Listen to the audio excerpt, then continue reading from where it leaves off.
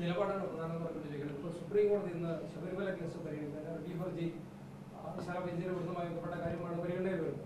നേരത്തെ 2019 സുപ്രീം കോടതി വിധിയെ തുടർന്ന് വിധി നടപ്പാക്കാൻ വേണ്ടി സംസ്ഥാന സർക്കാർ മുന്നോട്ട് വന്നത് മാത്രമല്ല, രാഷ്ട്രീയമായി തന്നെ അതിനൊരു പുരോഗമനപരമായ കാഴ്ചപ്പാട് കണ്ട് വനിതാ മതിൽ ഉൾപ്പെടെ സംഘടിപ്പിച്ച് അതിനൊപ്പം ചേരുകയാണ്.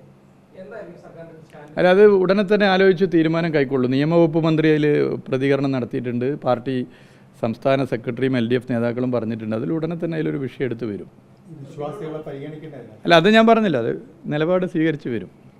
NPR-മായി ബന്ധപ്പെട്ട പ്രതിപക്ഷം ചില ആക്ഷേപങ്ങൾ ഉന്നയിക്കുമ്പോൾ സ്വാഭാവികമായിട്ടും ഉദ്യോഗസ്ഥർ കൂടി ആ വിഷയത്തിൽ കുറച്ച് ഗൗരവത്തിലെടുക്കുകയും സർക്കാരിന്റെ ഈ വിജ്ഞാപനം NPR ആണോ SIR ആണോ ഏതോ ചോദിച്ചു? NPR.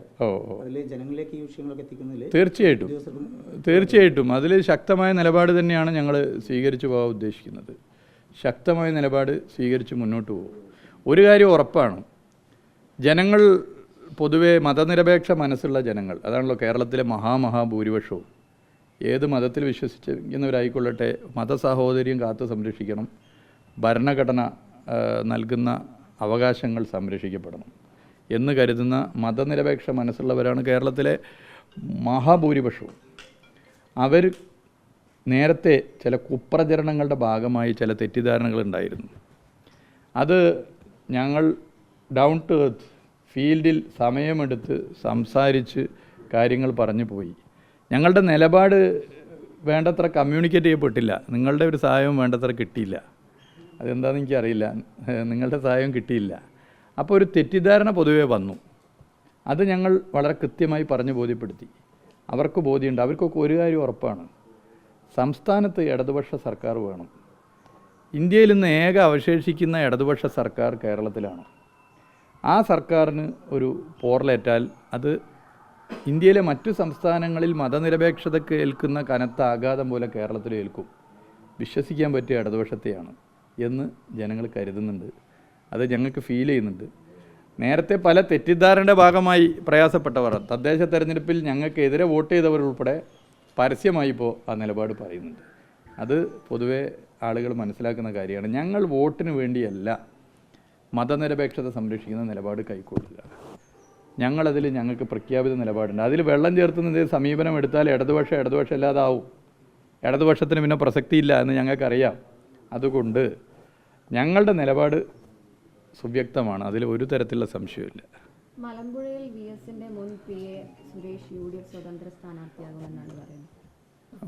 ആദ്യം പറഞ്ഞൊരു തെറ്റിദ്ധരൻ, നിങ്ങൾ പറഞ്ഞതിലൊരു ചെറിയ അതല്ല ആദ്യം പറഞ്ഞതേ വേറെ മകൻ എന്ന് പറഞ്ഞു. അല്ല അതിൽ ഒന്നും അറിയില്ല, എനിക്കറിയില്ല. അത് UDF ആണല്ലോ തീരുമാനിക്കുക. സ്ഥാനാർത്ഥികളെ തീരുമാനിക്കുക എന്ന് പറഞ്ഞാൽ അത് ഓരോ മുന്നണിയുടെ ജനാധിപത്യപരമായ അവകാശമാണ്. ആ മുന്നണി ചർച്ച ചെയ്ത് തീരുമാനിച്ചു പോകുമ്പോൾ ആ മുന്നണിയിലെ പ്രവർത്തകരുടെ വികാരം, അതിലെ നേതൃത്വത്തിലുള്ള വികാരമൊക്കെ അംഗീകരിക്കലാണ്. അല്ല, ഒരാൾ കൈവയ്ക്ക് ഞാനാണ് സ്ഥാനാർത്ഥി അറിഞ്ഞ് നാട് മുഴുവൻ നടന്ന് സ്ഥാനാർത്ഥിയായിട്ട് തീരുമാനിച്ചിട്ടില്ല എന്ന് ഉള്ള അഭിപ്രായം വന്നാലും ഇങ്ങനെ നടന്നു പോകുന്ന രീതി ഒക്കെ ജനാധിപത്യരല്ല. ഇടതുപക്ഷത്തിലെ തീരുമാനിക്കുക എന്നുള്ളത് മുന്നണിക്ക് വിട്ടുകൊടുക്കാം. ഇതെനിക്കറിയില്ല കേട്ടോ, ഇതെന്താന്ന്. ഇടതുപക്ഷത്തിൽ അസംതൃപ്തരായി നിൽക്കുന്ന ആളുകളെ ഇതെനിക്കറിയില്ല. ഞാനത് എൻ്റെ ശ്രദ്ധയിലില്ല പറഞ്ഞ കാര്യം. ഞാൻ പറഞ്ഞ വ്യക്തിൻ്റെ കാര്യമല്ല പറഞ്ഞ, പൊതുവായിട്ട് സ്ഥാനാർത്ഥികളൊക്കെ തീരുമാനിക്കാനുള്ള പൂർണ്ണമായ അവകാശം മുന്നണികൾക്ക് വിട്ടുകൊടുക്കണം. അത് LDF ആയിക്കോട്ടെ, UDF ആയിക്കോട്ടെ, BJP ആയിക്കോട്ടെ. അത് നമ്മളിങ്ങനെ ഇന്നയാളാവും, ഇന്നയാളാവൂല, ഇന്നയാളായേക്കാം, അതിപ്പോൾ പ്രഖ്യാപിക്കുമല്ലോ, പ്രഖ്യാപിച്ചിട്ടാണല്ലോ നോക്കേണ്ടത്. ഈ ഇടതുപക്ഷത്ത് നിൽക്കുന്ന ആളുകളെ ചാടിച്ച്, ഇപ്പോൾ പ്രേംകുമാർ ആണെങ്കിലും സുരേഷ് ആണെങ്കിലും ഇടതുപക്ഷം അവിടെ അസംതൃപ്തരായ ആളുകളെ കൂട്ടിക്കൊണ്ടുപോയി സ്ഥാനാർത്ഥിയാക്കുന്ന നീക്കത്തിലേക്കാണ് ഇവിടെ പോകുന്നത്. അല്ല, ഞാൻ പറയുന്നത് ഇതെനിക്കറിയില്ല. ഈ പറഞ്ഞ കേസുകൾ എനിക്കറിയില്ല. ഒരു സ്ഥാനാർത്ഥിയാവുന്നോ ആവുന്നില്ലേ എന്നുള്ളതല്ലല്ലോ ഈ നിയമസഭാ തെരഞ്ഞെടുപ്പിലെ പ്രധാന പ്രശ്നം. ഇന്ത്യയിൽ മതനിരപേക്ഷതയ്ക്ക് വേണ്ടി ഏറ്റവും അധികം നഷ്ടം സഹിച്ച, അതായത് ഒരുപാട് രക്തസാക്ഷികൾ, മതനിരപേക്ഷത മുറുകെ പിടിക്കുന്നതിൻ്റെ ഭാഗമായി ഒരുപാട് രക്തസാക്ഷികളുള്ള പ്രസ്ഥാനമാണ് ഇടതുപക്ഷ പ്രസ്ഥാനം.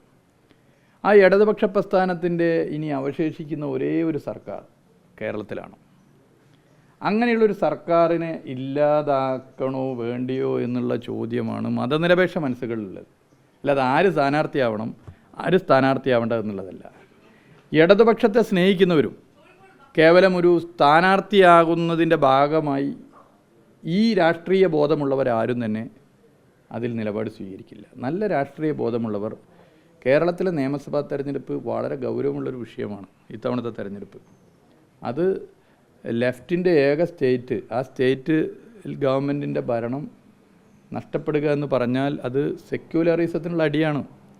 അതിശക്തമായി രാജ്യത്ത് മതനിരപേക്ഷതയ്ക്ക് വേണ്ടി നിലപാട് സ്വീകരിക്കുന്ന ഏക ഇടതുപക്ഷ സർക്കാർ കൂടി ഇല്ലാതാവുക എന്ന് പറഞ്ഞാലുള്ള അപകടം കേരളത്തിലെ മതനിരപേക്ഷ മനസ്സുകൾ തിരിച്ചറിയുന്നുണ്ട്.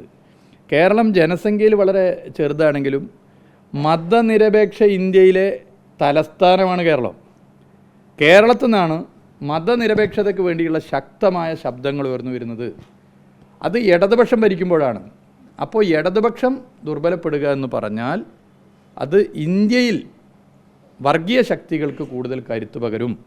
പൗരത്വ നിയമമായിക്കൊള്ളട്ടെ, ഓരോ പ്രതിസന്ധി ആയിക്കൊള്ളട്ടെ, ഒരു പ്രൊട്ടസ്റ്റ് വോയിസ് ഉയർന്നു വന്നത് കേരളത്തിൽ നിന്നാണ്. നിയമസഭയിലായാലും ശരി, പുറത്തായാലും ശരി. അപ്പം അത് പൊതുവേ ജനങ്ങൾ ഈ തെരഞ്ഞെടുപ്പിൽ മറ്റ് പൊളിറ്റിക്സിൻ്റെ അപ്പുറത്തേക്ക് ചിന്തിക്കുന്നുണ്ട്. ആ ചിന്ത ഇങ്ങനെ പടർന്ന് മെല്ലെ വരുന്നുണ്ട് എന്നുള്ളത് നിങ്ങളും തിരിച്ചറിഞ്ഞ് കാണുമെന്ന് ഞാൻ കരുതുകയാണ്.